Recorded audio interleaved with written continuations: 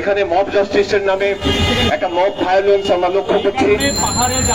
ঢাকা বিশ্ববিদ্যালয়, জাহাঙ্গীরনগর বিশ্ববিদ্যালয়, রাজশাহী বিশ্ববিদ্যালয়ে বিরোধী মত হলেও 3 জন ছাত্রকে কিংবা 3 জন লোককে যেভাবে মব জাস্টিসের নামে হত্যা করা হয়েছে সেটি আমাদের কারো প্রত্যাশিত ছিল না।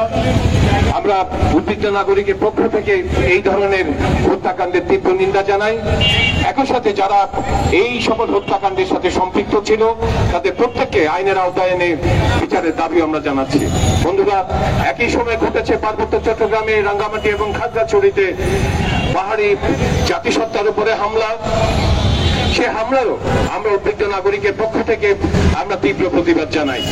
আমরা বলতে চাচ্ছি, এই ধরনের হামলা জনগণের যে নিরাপত্তা সেটি যেমনি বিঘ্নিত করে, একই সাথে আমাদের একটা বিষয় আশঙ্কা তৈরি করে যে পার্বত্য চট্টগ্রামে দীর্ঘ সেনা শাসন এবং সেখানে বাঙালি স্যাটেলাইটদেরকে সেখানে পুনর্বাসনের নামে যেভাবে পাহাড়ি বাঙালির ঐক্যের যে সম্ভাবনা এবং এর জনগণের যে গণতান্ত্রিক যে সংগ্রামের সম্ভাবনা এখানে তৈরি হচ্ছে একটা গণতান্ত্রিক রাষ্ট্র বিনির্মাণের, সেটিকে প্রতিহত করা, সেটির প্রতিবন্ধকতা তৈরি করা, ষড়যন্ত্র করারও নানা রকম চেষ্টা এর ভেতর দিয়ে আমরা লক্ষ্য করছি।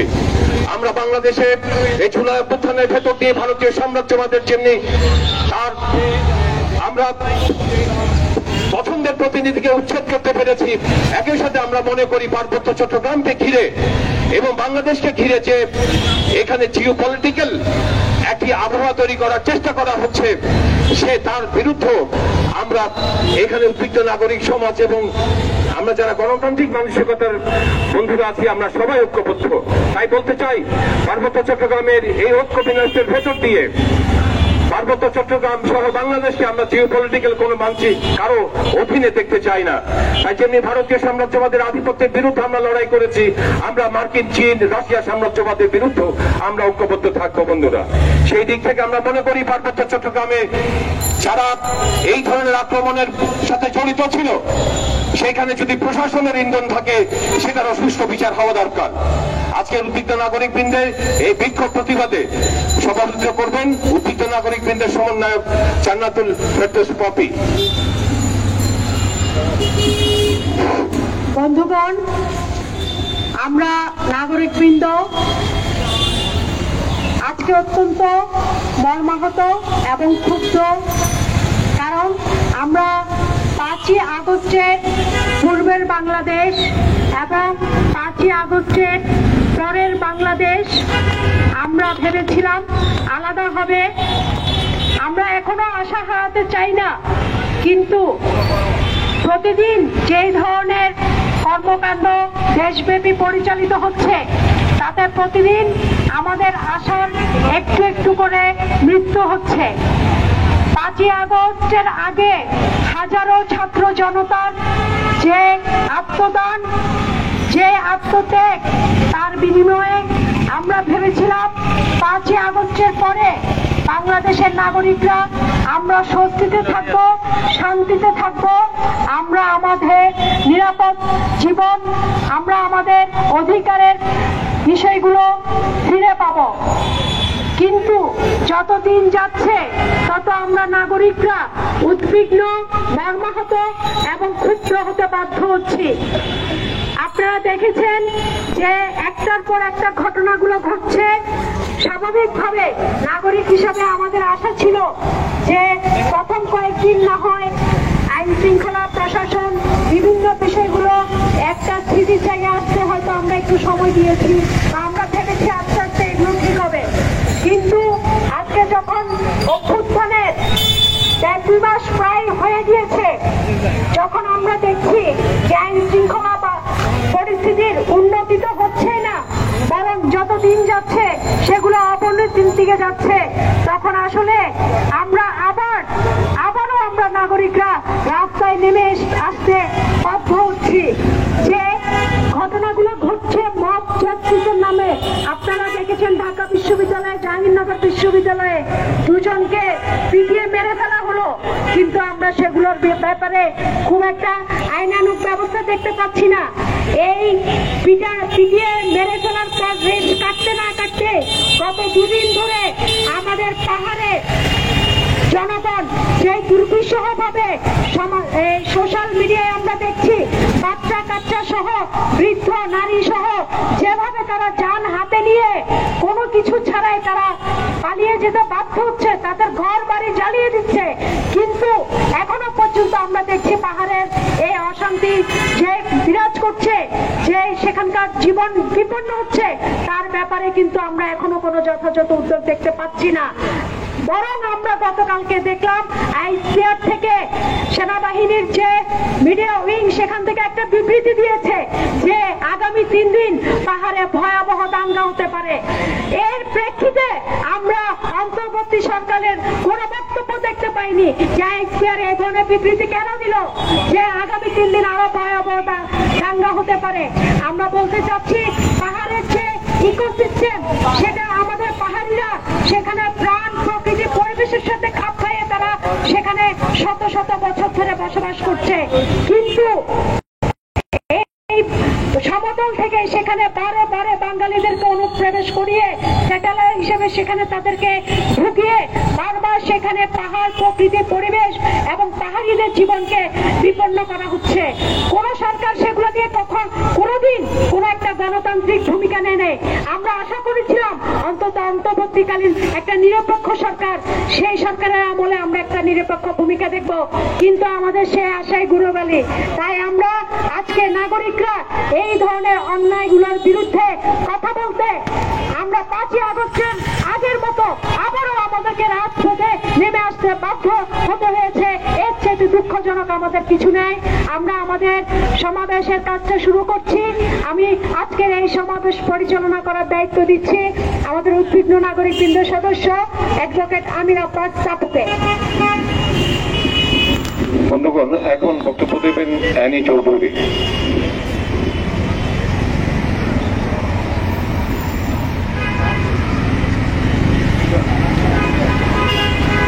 সংগ্রামী বন্ধুগণ, সবাইকে উদ্বিগ্ন নাগরিক বৃন্দের পক্ষ থেকে সংগ্রামী শুভেচ্ছা জানাই। আমরা এখানে বিভিন্ন সময় বিভিন্ন উদ্বিগ্নতার কথা জানাতে আমরা দাঁড়িয়েছিলাম এবং এখনো দাঁড়াচ্ছি।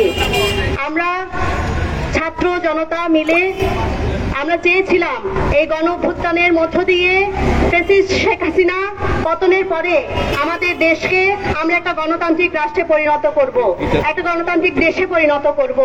কিন্তু আমরা দেখছি এই সময়ের অবস্থা, আমরা ছাত্ররা যখন এই ছাত্র আন্দোলনের কোটা বিরোধী আন্দোলনের একটা পর্যায়ে সরকার পতনের আন্দোলন এমন একটি রাজনৈতিক আন্দোলনের মধ্য দিয়ে সেই প্যাসেজ স্বৈরাচার শেখ হাসিনাকে যখন দেশ ছাড়া করেছি, তখন আমরা ভেবেছিলাম যে আমাদের যে ক্যাম্পাস সেই ক্যাম্পাসে ছাত্রলীগ না থাকলে আমরা গণতন্ত্র ফিরে পাবো। সেই কারণে আমরা ছাত্ররা সেদিন একটা রাজনৈতিক দাবি তুলেছিলাম যে এই ফ্যাসিস্ট স্বৈরাচার হাসিনাকে পতন করতে হবে, কোটা চাই না, আমাদের এই স্বৈরাচারের পতন চাই। কিন্তু আমরা দেখতে পাই এই ক্যাম্পাসগুলোতে আগে ছাত্রলীগ জামাত শিবির বলে মারত, এখন ছাত্রলীগ বলে মারছে। ঠিক একই সংস্কৃতি আমরা যেন ফিরে পাচ্ছি। আমরা এই ছাত্রদের এই অগণতান্ত্রিক আচরণ, মব জাস্টিসের নামে যে মব ট্রায়াল হচ্ছে, এইগুলোতে মব ভায়োলেন্স হচ্ছে, এইটা দেখে আমরা উদ্বিগ্নতা প্রকাশ করি।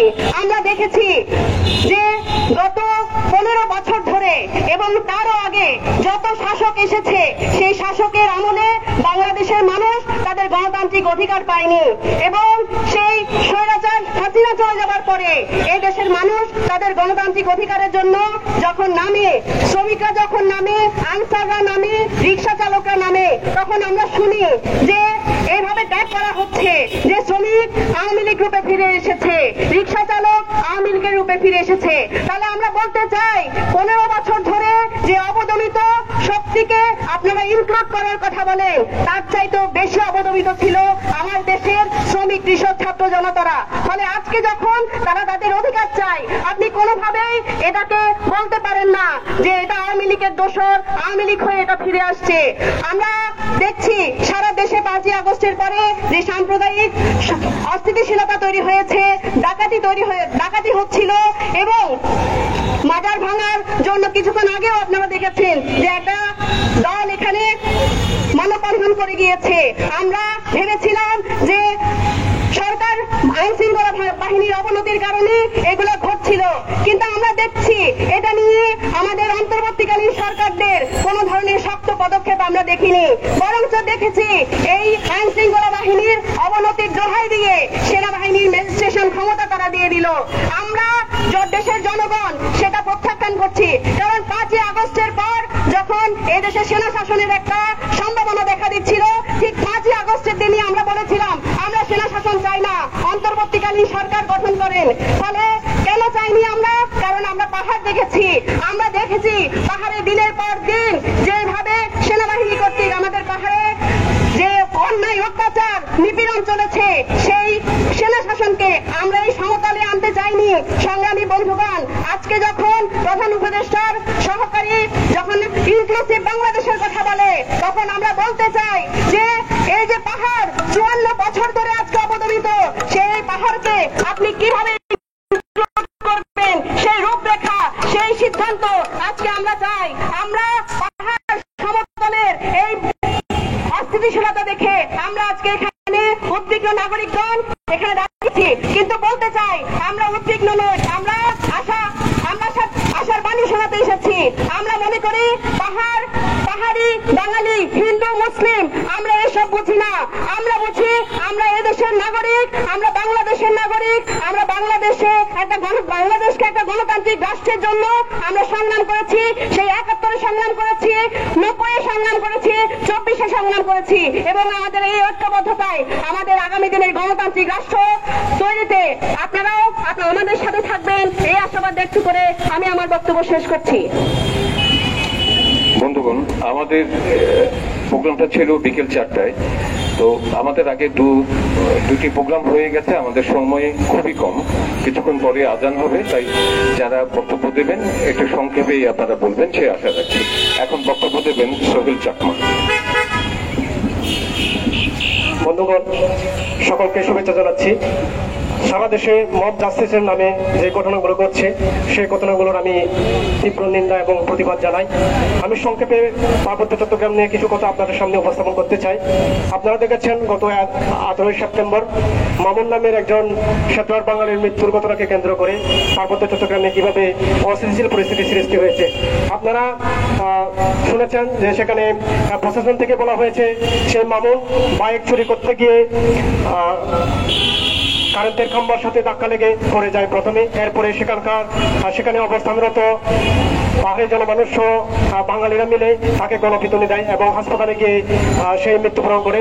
সেই মৃত্যুর ঘটনাকে কেন্দ্র করে সেদিন বিকেলে মধুপুরে শেতরার বাঙালিরা তারা জোটবদ্ধ হয়ে হামলার চেষ্টা চালায় এবং সেখানে পাহাড়িরা একত্রে প্রতিরোধ করলে তারা সেখানে হামলার ব্যর্থ হয়। পরবর্তীতে আমরা দেখেছি 19 তারিখ বিকেলে দিঘিনালায় শেতলার বাঙালিরা সেখানে সেনা প্রশাসনের সহায়তায় কিভাবে পাহাড়িদের ঘর বাড়ি দোকানপাট জ্বালিয়ে পুড়িয়ে দিয়েছে এবং সেখানে 250-এর অধিক ঘর বাড়ি পুড়িয়ে জ্বালিয়ে দেওয়া হয়েছে। একই সাথে সেখানে জীবন বাঁচানোর জন্য পাহাড়িদেরকে পালিয়ে যেতে হয়েছে। বন্ধুগণ, শুধুমাত্র তাই নয়, আমরা এর পরের দিন দেখেছি 20 তারিখে রাঙ্গামাটিতেও একইভাবে শেতরাররা সেখানে নির্মমভাবে হামলা চালিয়েছে এবং সেখানে অবস্থানরত পাহাড়িদের যারা এই যে ঘটনাগুলো প্রতিবাদ করতে সেখানে গিয়েছিলেন তাদের উপর কিভাবে আক্রমণ করে এবং কিভাবে পাহাড়িদের উপর হামলা করে তারা সেখানে একজনকে মেরে ফেলেছে। বন্ধুগণ, আমরা বলতে চাই যে পার্বত্য চট্টগ্রাম এমন একটি অঞ্চল, এখানে আপনারা দেখেছেন এখানে সেনা শাসন বলবৎ রয়েছে। এই যে সেনা শাসনের চোখ দিয়ে আপনারা যদি পার্বত্য চট্টগ্রামকে দেখেন, সেখানে যদি ন্যায় বিচার করতে যান, তাহলে আপনারা অবশ্যই পার্বত্য চট্টগ্রামের সমস্যাগুলো সেখানে উদ্ঘাটন করতে পারবেন না। আপনারা যদি পাকিস্তানি শাসকদের সঙ্গে বাংলাদেশের মুক্তিযুদ্ধকে বিচার করেন, তাহলে আপনারা দেখবেন পাকিস্তানিরা বাংলাদেশের যারা মুক্তিযুদ্ধ করেছে তাদেরকে যুদ্ধ অপরাধী হিসেবে, সন্ত্রাসী হিসেবে তারা আখ্যায়িত করবে এবং এই যে মুক্তিযোদ্ধাদের তারা সেভাবে যুদ্ধ অপরাধী হিসেবে তারা চিহ্নিত করবে। ঠিক কিভাবে যদি আপনারা পার্বত্য চট্টগ্রামে সেনাবাহিনীর চোখ দিয়ে সেনাবাহিনীর মাধ্যমে আলাপ আলোচনা করে পার্বত্য চট্টগ্রামের সমস্যার সমাধান করতে যান, সে সমস্যা কখনো সমাধান হবে না। আজকে আমরা দেখেছি গত 17 সেপ্টেম্বর এই যে অন্তর্বর্তীকালীন সরকার জনপ্রশাসন মন্ত্রণালয় কর্তৃক জারির এক প্রজ্ঞাপন জারির মাধ্যমে সেনাবাহিনীদেরকে ম্যাজিস্ট্রেসি ক্ষমতা প্রদান করেছে। আমরা মনে করি এই ম্যাজিস্ট্রেসি ক্ষমতা তাদেরকে প্রদান করে পার্বত্য চট্টগ্রামে সেনা শাসনকে আরো শানিত এবং জোরদার করা হয়েছে। বন্ধুগণ, আজকে আমরা দেখেছি যে স্বরাষ্ট্র উপদেষ্টার নেতৃত্বে সেখানে একটি টিম এই যে ঘটনাগুলো ঘটছে সেই ঘটনাগুলো পর্যবেক্ষণে গিয়েছে এবং সেখানে গিয়ে আমরা দেখেছি তারা সেনাবাহিনীর সাথে আলাপ আলোচনা করেছে।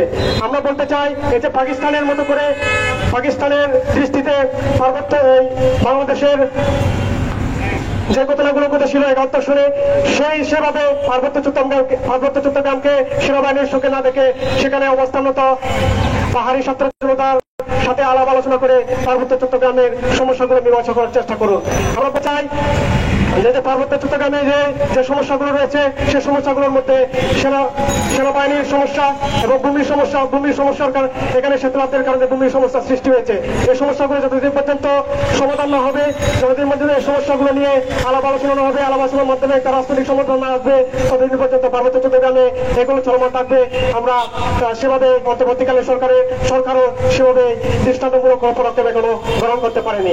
আমরা চাই অতি দ্রুত পার্বত্য চট্টগ্রামের সেনা শাসন বন্ধ করা হোক এবং পার্বত্য চট্টগ্রামের চলমান যে পরিস্থিতি, এই পরিস্থিতিকে নিয়ন্ত্রণে নিয়ে আসার জন্য একটা দৃষ্টান্তমূলক পদক্ষেপ গ্রহণ করা হোক। এই বলে আমার সংক্ষিপ্ত বক্তব্য এখানে শেষ করছি। সকলকে ধন্যবাদ। বন্ধুগণ, এখন বক্তব্য দেবেন নিপীড়ন বিরোধী আইনজীবী মঞ্চের অ্যাডভোকেট বিসময় দেব।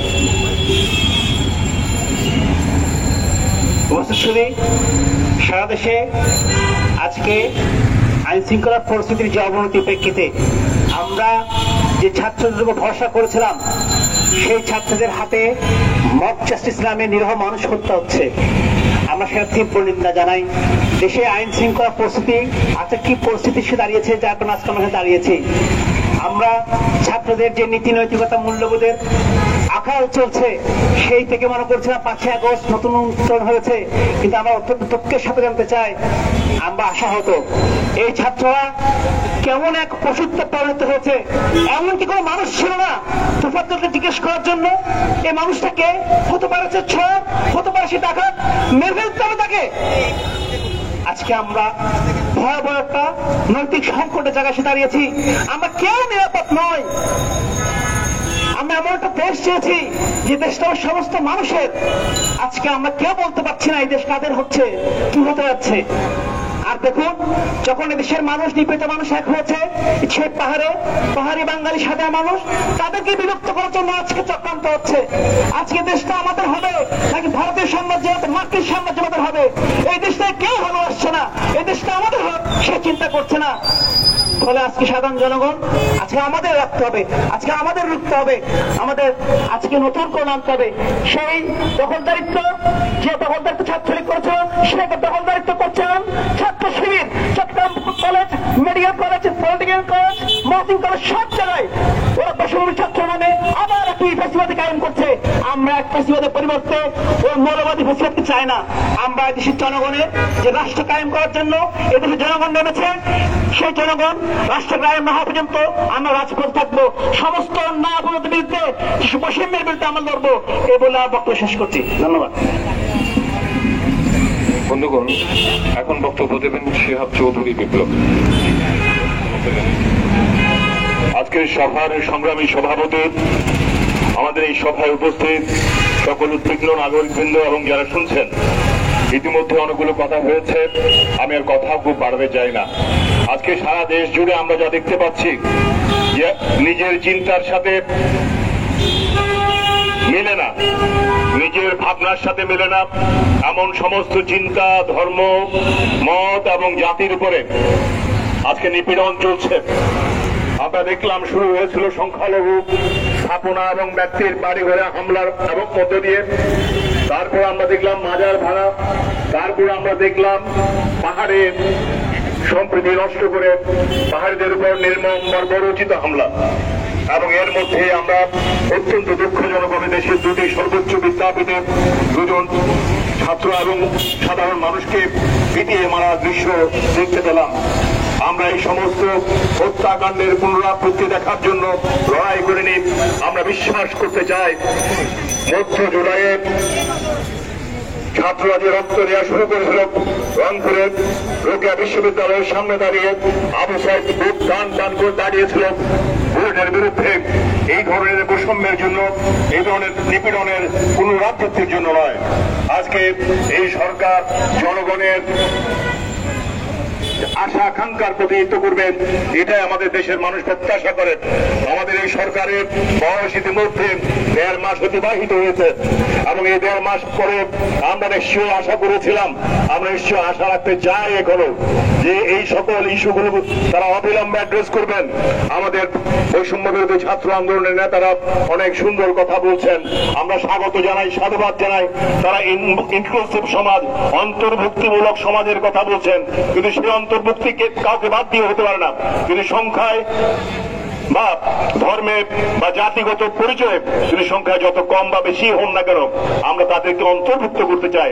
সেই অন্তর্ভুক্তির জায়গাটিকে আজকে বাদ দিয়ে এই সকল কথা কেবল কথা হয়ে যাবে। আমরা আশা রাখি আজকে নাগরিকদের দায়িত্ব যে প্রত্যেকে নিজের জায়গা থেকে দাঁড়িয়ে আজকে ঘরে ঢুকে বসে থাকা নয়, প্রতিদিন আমাদের সংগ্রামকে, প্রতিবাদ এবং বিদ্রোহ এবং বিপ্লবকে জারি রাখতে হবে। আর পাহাড় নিয়ে নিশ্চয়ই ইতিমধ্যে আপনারা অনেক কথা শুনেছেন। আমি শুধু একটি কথা বলতে চাই যে পাহাড়ের আমাদের যে জাতিগোষ্ঠীগুলো আছে, যে সমস্ত মানে ক্ষুদ্র নৃগোষ্ঠীগুলো আছে, জাতিগোষ্ঠীগুলো আছে, তাদের নিজস্ব পরিচয় এবং তাদের সেই ভূখণ্ডে তারা শত শত বছর ধরে বসবাস করে আসছে। আমরা জানি 70 এবং 80 দশকে কি করে বিভিন্ন জায়গা থেকে বাঙালিদেরকে ধরে নিয়ে এসে সেখানে বসিয়ে দেওয়া হয়েছে রাষ্ট্রীয় মেকানিজম ব্যবহার করে। আমরা যারা ইতিহাসের একনিষ্ঠ ভাবে পাঠ করেছি আমরা এটা জানি।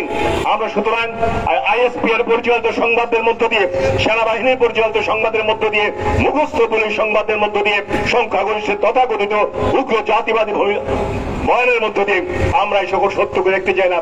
আমরা সত্যকে সত্যের দৃষ্টি দিয়ে দেখতে চাই। আমরা আজকে যে বাংলাদেশের মাঠে দাঁড়িয়ে যারা ইন্ডিয়ার ফ্যাসিস্ট মোদী সরকারের কাশ্মীরে 370 অনুচ্ছেদ বাতিলের বিরুদ্ধে, কাশ্মীরে জনগোষ্ঠীর স্বায়ত্ত শাসনের সংগ্রামের দাবির পাশে সাথে সোচ্চার থাকে, আজকে পাহাড়িদের জাতিগত সত্তা এবং পরিচয়ের জন্য তারা কেন সোচ্চার নন? এই বিবেকের কাছে এই প্রশ্নটা রাখতে চাই। সংগ্রামে বন্ধুগণ, আজকে আমার পূর্ববর্তী বক্তা বলেছেন পাহাড়ে যে বৈষম্য সৃষ্টি করা হয়েছে সে জিয়াউর রহমানের আমলে অবাঙালিদের ওখানে কোণঠাসা করার জন্য বাঙালি ছাত্ররা নিয়ে যে সমস্যা সৃষ্টি করা হয়েছে সেটাই আজকে দুঃখে দুঃখে ওই নিরীহ পাহাড়ি জনগোষ্ঠীকে আজকে নিষ্পেষিত করে তাদেরকে উচ্ছেদ করার পায় তারা চালাচ্ছে। আপনারা দেখেছেন কালকে ওই ডিসি বৈঠক করছে কার সাথে? ওই খাগড়াছড়ির বিএনপির যে নেতা তার সাথে। পাহাড়ি কোনো প্রতিনিধি রাখে নাই। তাহলে পাহাড়িদেরকে প্রশাসন থেকে আজকে উচ্ছেদ করার নির্লক্ষ্য বলে আমরা মনে করি। এদেশের মানুষ, এদেশের জনগণ 1971 সালে যুদ্ধ করে স্বাধীনতা হয়েছে। আবার এই আগস্ট 5 তারিখে নতুন করে এদেশকে নব্য যে স্বাধীনতা উপহার দিয়েছে সে স্বাধীনতা আজকে ওই রকম ব্যবস্থা চায় না। আমার পূর্ববর্তী বক্তা বলেছেন আজকে আমরা 5 আগস্টের পরবর্তীতে সমর্থকল দেখতেছে। এই সমর্থকল নিয়ে ইউনিভার্সিটি, কলেজ, আজকে ছাত্র দল, ছাত্র শিবির তারা জবরদখল করছে। আজকে ওই ব্যবসা প্রতিষ্ঠান সাদাবাদী, আজকে ওই ছাত্র দল, যুব দল তারা শুরু করছে। সংগ্রামে বন্ধুগণ, একইভাবে ওই পাহাড়ে নিরীহ জনগোষ্ঠীকে তাদেরকে আজকে কোণঠাসা করার জন্য, শিক্ষা দেওয়ার জন্য এই মোক্ষম সুযোগকে ওই তারা কাজে লাগাচ্ছে বলে মনে করে। সংগ্রামী বন্ধুগণ, এদেশের মানুষ সেটা সহ্য করবে না, সেটাকে গ্রহণ করবে না এবং পাহাড়ে ওই জনগোষ্ঠীর সাথে তাদের সংগ্রামে আমরা ঐক্যবদ্ধ আছি, ভবিষ্যতেও থাকবো।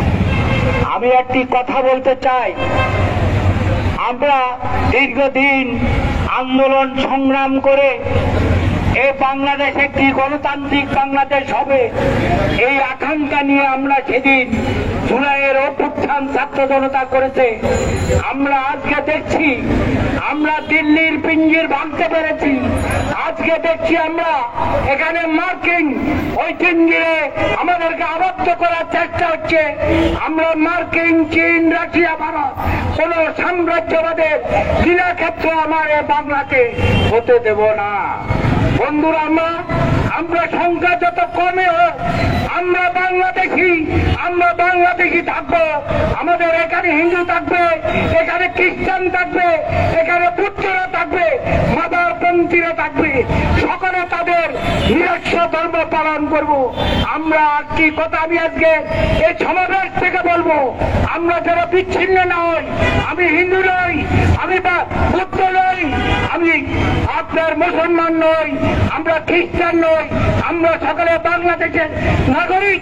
সুতরাং বাংলাদেশকে আমরা বাংলাদেশের চোখে আমরা দেখবো, আমরা ভারতের চোখে দেখবো না, আমরা মার্কিনের চোখে দেখবো না, আমরা চীনের চোখে দেখবো না, আমরা রাশিয়ার সাম্রাজ্যবাদের চোখে দেখবো না। বন্ধুরা আমার, আমরা অত্যন্ত লজ্জিত, অত্যন্ত মর্মাহত। আজকে ঢাকা বিশ্ববিদ্যালয়ে যারা বৈষম্যের নাম দিয়ে আমরা আন্দোলন করেছি, তারা একজন বিবেক পান একটা লক্ষ্যে শুধুমাত্র মোবাইল চুরির অভিযোগে হত্যা করেছে। ওই আপনি তো বসুন্ধরাকে ধরে হত্যা করছেন না, আপনি সালামকে হত্যা করছেন না, আপনি লতিফুর রহমানকে এনে হত্যা করছেন না, আপনি মোবাইল চোরকে হত্যা করছেন, আপনি ওই পাহাড়ে মোটর সাইকেল চুরের অপরাধে একজনকে হত্যা করছেন। এটা কোন ধরনের মব জাস্টিস আপনি পেলেন? স্বাধীনতার অর্থ এই নয় আমি উলঙ্গ রাস্তায় ঘুরবো। আপনাদেরকে এই কথা আপনারা মনে করবেন না। আপনারা ছাত্ররা বহুদিন আগ থেকে কোটা বিরোধী আন্দোলন করেছেন, কিন্তু যতক্ষণ আমরা জনতা রাস্তা না নেমেছি এটার সফলতা আসে নাই। সুতরাং জনগণের সকল শক্তির উৎস এটা মনে করবেন, এটা ছাত্রদের, ছাত্র দলের নীলাভ অভিনয়, ছাত্র শিবিরের নীলাভ অভিনয়। এ বাংলা আবার, এ বাংলা সকলের। সুতরাং কাউকে মব জাস্টিসের নামে আপনি অত্যাচার করবেন, এটা হতে দেওয়া হবে না। বন্ধুরা আমার, আমি আর যে কথা বলে আদান অতি শিকারে আদান দেবে, আমি একটি কথা বলবো। আজকে পাহাড়ে আপনারা কি আগুন জ্বালাচ্ছেন? তিনজন উপদেষ্টা এসেছে, তারা পাহাড়িদের সাথে কথা বলে নাই, তারা কথা বলছে ক্যান্টনমেন্টের সামরিক বাহিনীর উপরে। আপনারা এই সামরিক বাহিনীর বাইরে আছেন। কিছুক্ষণ আগে ছবি উঠেছেন আপনারা এই ডিজিএফআই এনএসআই নাম দিয়ে আয়না ঘরে আজকে 10 বছর, 12 বছর, 15 বছর মানুষকে আটকিয়ে রাখছেন। একজন কি দুজনের বেশি কোন সেনাবাহিনীর লোক আজ পর্যন্ত গ্রেপ্তার হয়নি। এই 18 বছরে কারা ডিজিএফআই ছিল, কারা এনএসআই ছিল, কারা আয়না ঘরের মালিক? ওই যে তারেক সিদ্দিকী আপনারা গ্রেপ্তার করেন নাই। আপনি ছবি উঠাবেন না, আমরা আপনাদেরকে ভয় পাই না। আপনারা চেষ্টা করেছেন শেখ হাসিনাকে রক্ষা করতে, কিন্তু আমি ধন্যবাদ জানাই সে জুনিয়র অফিসারদেরকে, তারা বলেছে খেয়েছেন অনেক বেশি, আর খাবেন না, আমরা যাব না। সুতরাং আপনারা পাহাড়কে আর জ্বালাবেন না। অনতি বিলম্বে 4 দশক পর্যন্ত শান্তির নামে আপনারা কেড়ে সেরা শাসন চালু রেখেছেন। এই 4 দশকে বাংলার পাহাড়কে আপনারা শান্ত করতে পারেন নাই। আমি আজকের এই সভায় দাঁড়িয়ে আহ্বান জানাবো প্রধান উপদেষ্টা তো সকল উপদেষ্টাকে, আপনারা কেন ক্যান্টনমেন্টে মিটিং করলেন? আপনারা পাহাড়ে বসবাসরত সেই ইউপিডিএফ জনসংহতি সহ বাঙালি সহ সকল পক্ষের সাথে প্রকাশ্য ওই ডিসি অফিসে মিটিং করতেন। আপনি সেনাবাহিনীর কথা ধরে আপনারা শুধুমাত্র ক্যান্টনমেন্টে বলছেন, এবং পাহাড় অঞ্চলের সবচেয়ে শক্তিশালী দল ইউপিডিএফ, তাদের সাথে আপনারা কোনো আলোচনা করেন নাই, তাদেরকে দাওয়াত দেন নাই।